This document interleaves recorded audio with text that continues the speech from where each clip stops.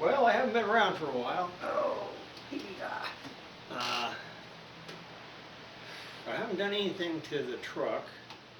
Uh, I do have, well, you would think that the doctors think they're trying to find something wrong with me, and it's frustrating the heck out of them because they can't now. So my oncologist, he said, well, looks like you made it through 2 years remission and it's still counting, so nothing wrong there. My cardiologist said, pretty much the same thing, can't find anything wrong. Looks like you're not going to have a stroke or a heart attack. I said, okay, well, that's fine. Then I go to my general practitioner and she said, well, I'm leaving. I said, why? Because we didn't find anything wrong with me? And she said, no, I'm going to go to urgent care. I'm going to forget this stuff. So now I'm going to get another doctor. So now I got to see another doctor. I think I got to see 2 or 3 more. I don't know what it is. But it's like they're all trying to find something wrong and nothing's there. So I'm pretty lucky so far.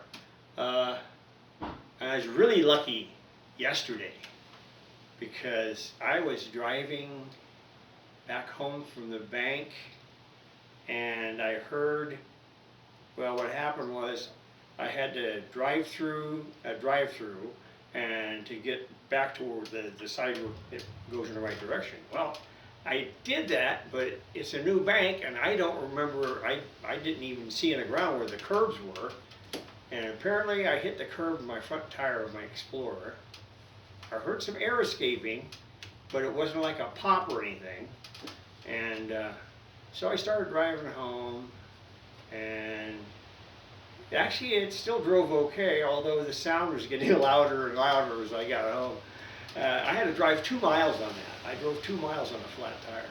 And it was my steering tire too. So, strangest thing is anything. I mean, it steered fine, but it just felt a little weird.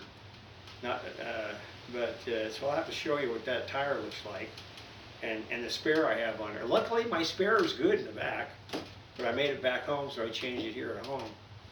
But yeah, so that, and then the well, that little ground squirrel just keeps busy in my backyard, making more holes.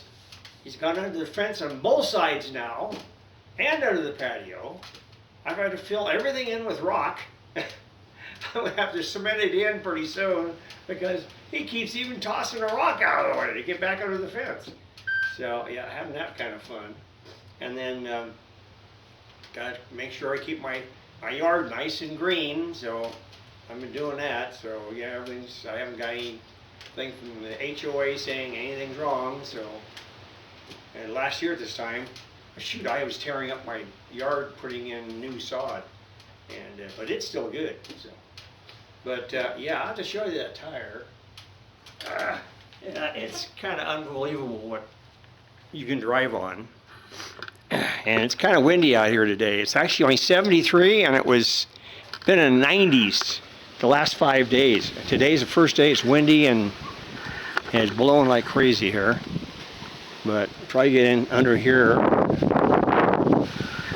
we go. Now, open up the back.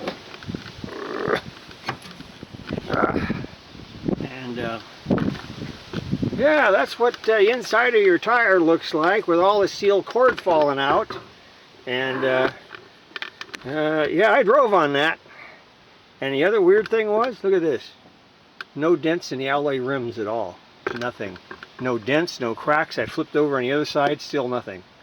So, of course I'm going to have to, the tire guy is going to yell at me. He says, how the hell am I going to get that off of there? I said, I don't know. You have to figure out some way to get it off.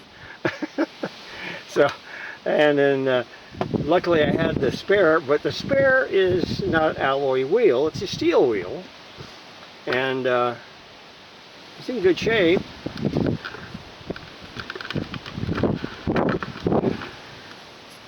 But yeah,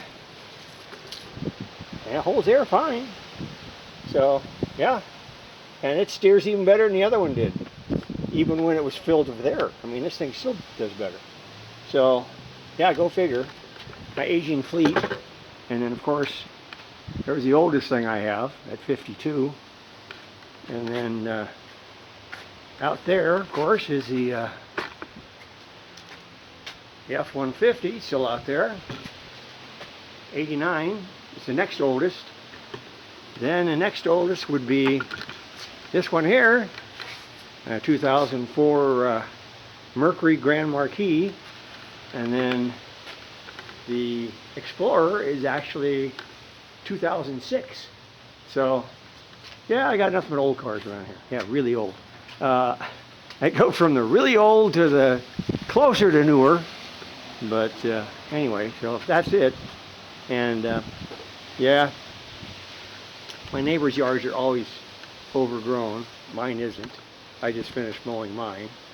So it's okay there. And then still all green out there. So yeah, everything's fine. But that tree, I had a tree cut down. The branches cut off because it was running into the side of the house. And cutting it down. But that thing is going straight up. I don't understand it now. It's still going crazy. But at least it's away from the house. And then the other day also, what was I doing? I was going over here and looking at my gas line. And what did I see? But, let me see the hole. Okay, there's the hole. And wasps are coming out of that hole. So I sprayed a hole inside of that, and they started falling on the ground. And most of them are blown away now, but there's only a couple of them left down there, I think. But 20 of them fell out of that hole. I poisoned them with the flying insect killer, so luckily that worked. So yeah, that's what I've been doing around here. It's always something weird going on. So, yeah, especially that was the weirdest thing that's happened to me. The tire blew up. So, yeah. And then my mother-in-law, she had a stroke 4 hours after my daughter left from visiting her in Indiana. So, yeah, it's been one of those things. So, I gave her money to fly back there again. But so far, she's still holding on. They have her in a, well, it's a hospice actually right now. They're just waiting for her to die, really. But she's 86 years old. And she's done really well. I mean, her whole life, she's done really well money-wise, job-wise. She worked for Ford, and she had a top job there as a supervisor. And then after she left that, she went to Lockheed, and she had a job there at Lockheed Martin. She was the head of the computer room and took care of all that stuff. And then they sent her to England for 5 years. I mean, she's been everywhere, done everything. So she basically lived a full life, so not too worried about that. But and so anyway, that's about what's going on here. And I am going to get back on this thing because if you believe this, I see brake fluid leaking on a tire on the other side. Get down there to show you down there. Let's see if we can see this. Let's see. I don't know if you can see that or not. Way under there. Okay. But yeah, it's starting to leak, so I look at the master cylinder. Yeah, it's been down, so. And I've done all these tires, but I figured we changed the brake line on that side, but I don't think we changed the wheel cylinder. On the other ones I did. I've redone the wheel cylinders on the other three. That one, it looked fine, so we didn't bother with it. Well, I guess I should have, because now it's going to be a problem. But anyway, that's what's going on around here. And talk to you guys later. And for those of you worrying about Chubby, he is just fine. Mr. Barky. Oh, come on. And he still does his thing. Gotta go see that squirrel again. So, yeah. All right. Go see Mr. Squirrel. Hand these off. Yeah. He has to go out there all the time. And, yeah, that squirrel has been fun. I mean, he's been digging up, and of course, that's where Chubby's sniffing over there now, where the squirrel was. So, yeah. Let's see. Oh, yeah, see, there he is. But now he's probably going to run around the other side. But yeah. So anyway, that's it. And I cut down one of my fruit trees, part of it, because it was just dead on one side. And there he goes. Whoop. Okay, so anyway, that's our Chubby, and everything's fine here. And so that's going to be it for now.